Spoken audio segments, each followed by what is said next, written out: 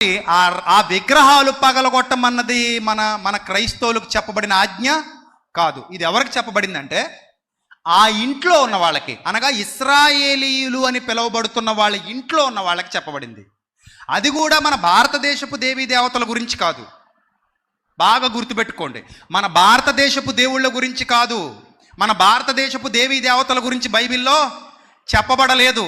అక్కడున్న రిమ్మోను గురించి, అక్కడున్న బయలు గురించి, అక్కడున్న అస్తారోతు గురించి, అక్కడున్నటువంటి ఏవైతే పసిపిల్లల్ని కూడా విగ్రహాలకు బలిచ్చేవారో వాళ్ళ గురించి చెప్పబడి, ఈ విగ్రహం ఉంటే నీ బిడ్డను కూడా బలివ్వమని కోరుతోంది కదా, కాబట్టి ఇశ్రాయేలీయులారా విగ్రహాలు మీ మధ్యలో ఏం చేయండి, తీసేయండి, పగలగొట్టండి అని వాళ్ళకి చెప్పాడు.